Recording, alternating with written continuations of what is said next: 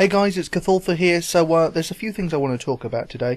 Firstly, about a new idea that I've had, and I want to run this by you guys before I do anything about it. But basically, and I want you to use the thumbs up and thumbs down to give me a good indicator of what you guys what your guys' opinion is. But basically, I mean, I have a friend and he makes videos and he gets hardly any views, even though his videos can be quite useful to some.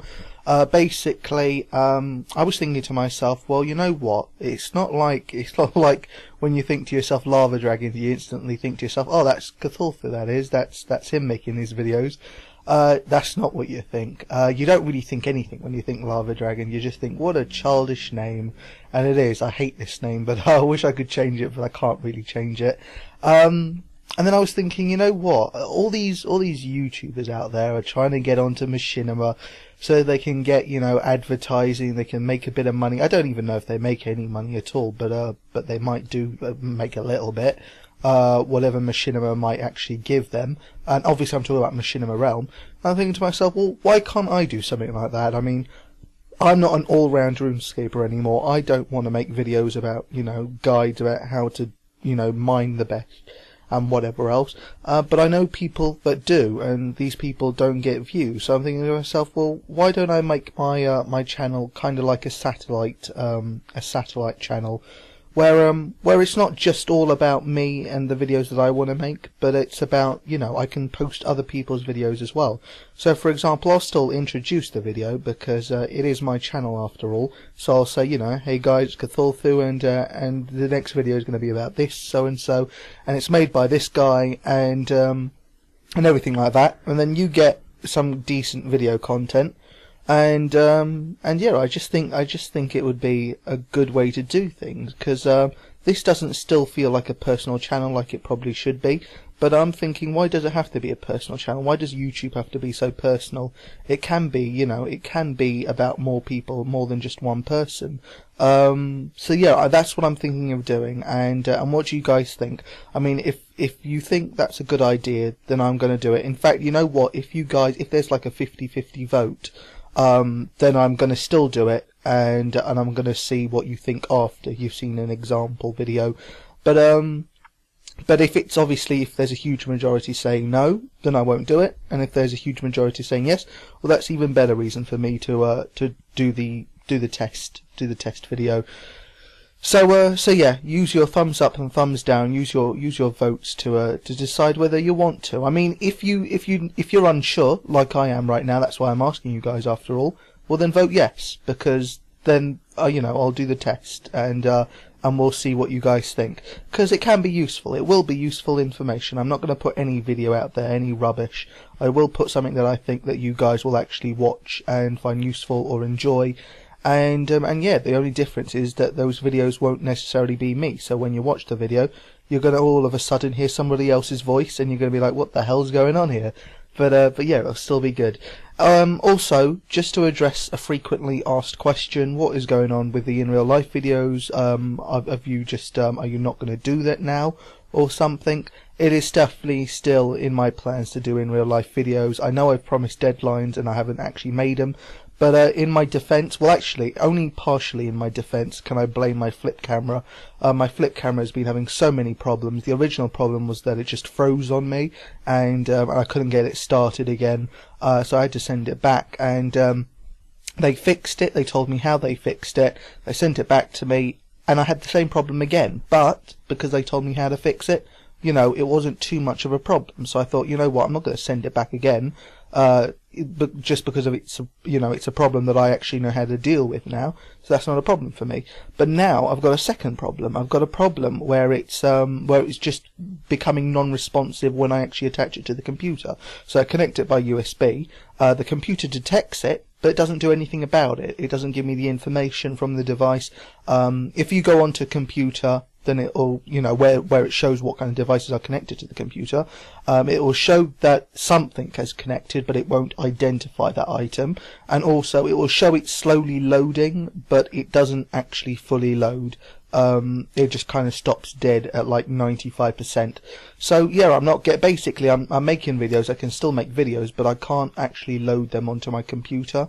And yeah, so this is the part where it becomes my fault. I simply haven't dealt with it. I haven't got in touch with the supplier and told them about the problem. I haven't even tried to contact, the manufacturers of the flip camera, just in a web chat to see if they could have any advice for me. That is something that I will do after this video, after making this video anyway.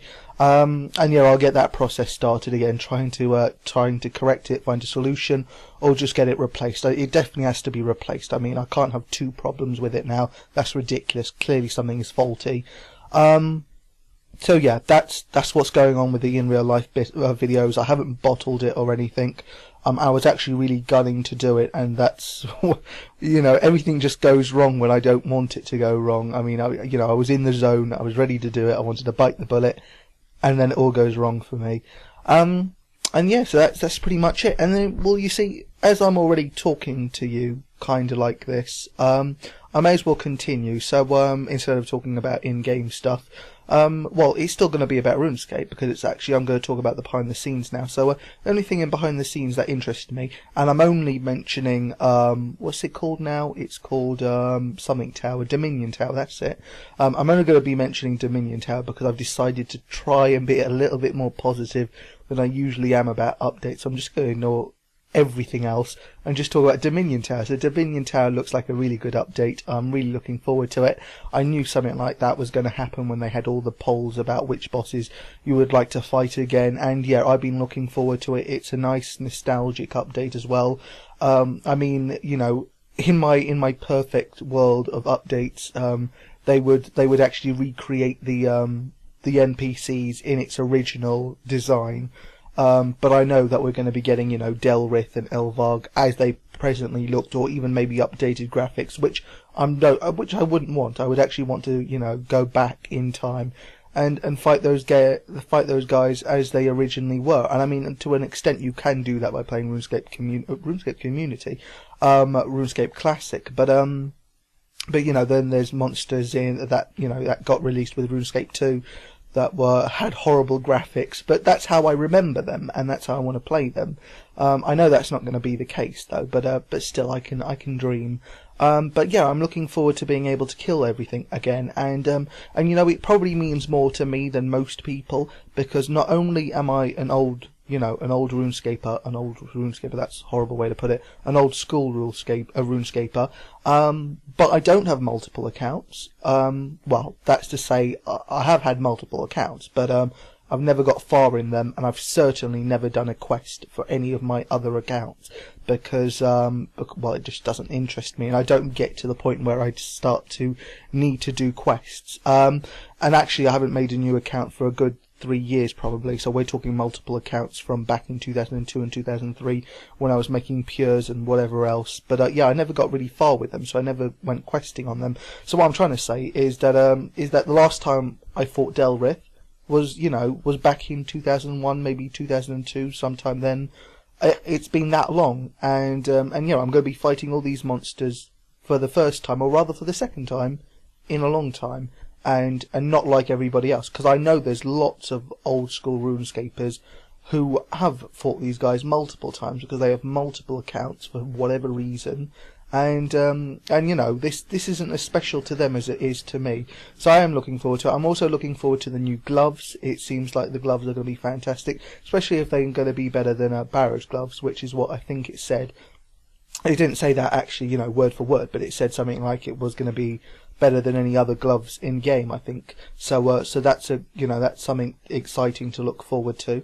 And then what else? Is there anything else? I'm also looking forward to the challenge, because it looks like, because obviously you're thinking to yourself, okay, I'm going to fight Elvarg, but I don't even know if I'm pronouncing that right, by the way. But I'm thinking to myself, I'm going to be fighting Elvarg, and it's only going to be level 50, so it's nostalgic, but it's not much of a challenge. And by the sounds of it, they are going to make it a challenge, though, giving us certain weaknesses. So I'm hoping they actually degrade your stats for some of the fights. I mean, I wouldn't really want to fight Elvarg at level 99, attack, strength, defense, because even if they upgraded her level a bit, it wouldn't make much of a difference, would it? So yeah, I'm hoping there's some nice things there, nice weaknesses that they include. Not just, generic stuff like, oh, you can't wear armor, or you can't use melee, or whatever else, those generic kind of things. But I hope they actually degrade your stats for it. And And then, yeah, so that's what I wanted to talk about. I mean, I've still got 5 minutes before I hit the 15-minute mark, so I may as well talk about two other things I want to talk about. Basically, both together, their auras is what I wanted to talk about. Once again, I'm not going to be negative, even though I have a lot of negative things to say about it. I'm going to be positive, and the positive things to say are that, firstly, I'm looking forward to two auras, to getting two auras. One of them, I believe, is called Penance. I think it is Penance Aura. I believe it's called that, but just in case it isn't, it's the aura that gives you 20% of your prayer back. No, sorry, it gives you 20% of the damage done onto you in prayer.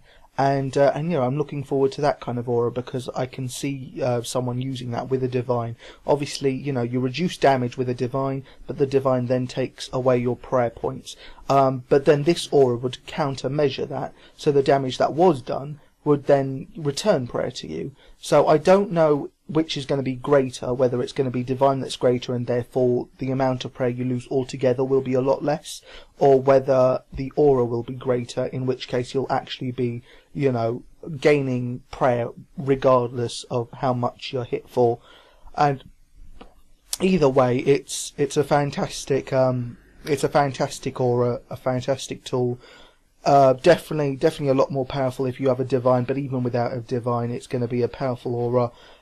In fact, quite a lot of the auras are overpowered, so it's a good thing that they do have a time limit and a pretty hefty cooldown in some cases, because they are a bit overpowered, and you certainly don't want someone to have that kind of power for too long. The other aura I'm looking forward to is an aura that I kind of already have, and that is the Reverence Aura.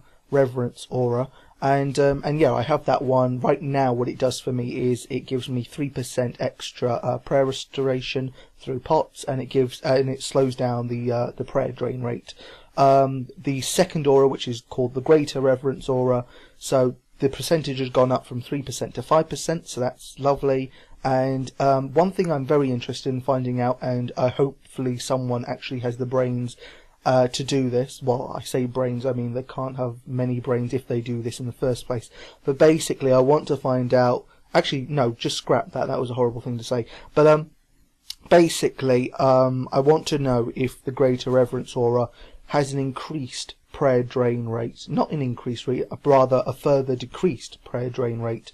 Because that would be very useful. It's not obvious if it does. You would expect it to, because you'd expect both positives of the aura to increase slightly. Obviously, the percentage has, so you would expect the prayer drain rate to lower again.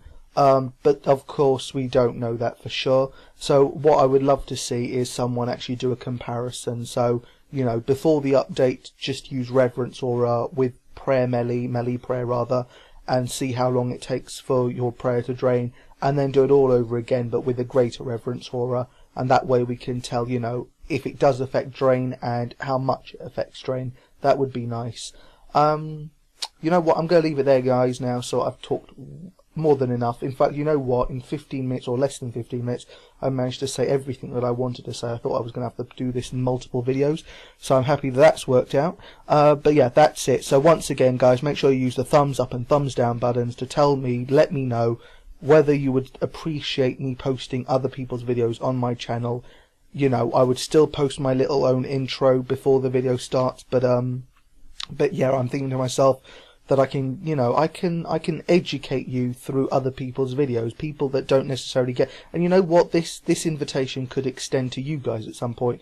I'm sure some of you want to become YouTubers, but the hardest thing is to get that initial platform where you have initial amount of subscribers, because getting your first 10, 20, 30 up to 100 is horribly difficult. I don't know how I managed it, but I did somehow, and I mean, that's a nice way to build up a platform, if you can create a video that someone else can promote for you.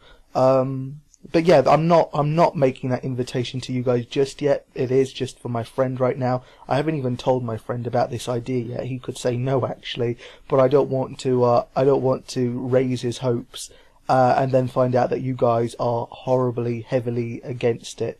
So yeah, you guys get to decide. Well, anyway, thanks for watching, guys. We're going to hit the 15 minutes mark after all.